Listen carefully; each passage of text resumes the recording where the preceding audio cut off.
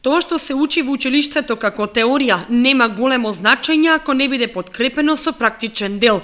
Затоа училиштето во последниот период интензивно започна да работи на воведување на практичната настава во поголем процент.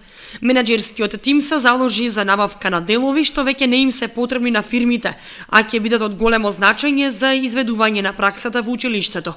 Мој приоритет е да обезбедиме што повеќе практична настава на учениците со цел утре кога ќе влезат во фирмите да имат некое предзнање.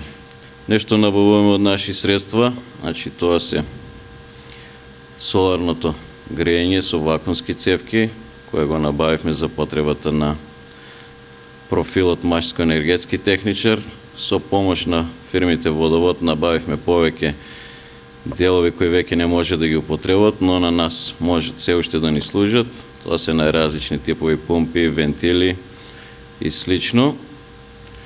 Од фирмите Автоатом, Техом набавивме делови за автомеханичари, за техничари. Тоа се различни делови кои ќе служат за обука на нашите ученици. Набавени се и возила прилагодени за потребите на учениците во насоките автомеханичар и машински техничар и новата насока автоелектричар.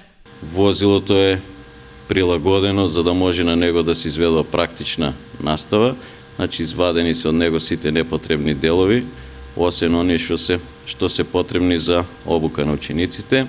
Од општината набавено е возило кое се чува во исправна состојба и се користи за автодиагностика. Фирмата Автоелектрика го даде на употреба уредот за диагностика на тој тип возило, кое ќе им послужи на учениците да навлезат во таа проблематика и најновата технологија. Во план е во училиштето да се набават и други уреди и машини со цел да се обезбеди поквалитетна практична настава на учениците, додаде Сребринов. Од оваа година сите потребни материјали за обавување на практичната настава, освен за машинската, училиштето набавува и за електроструката.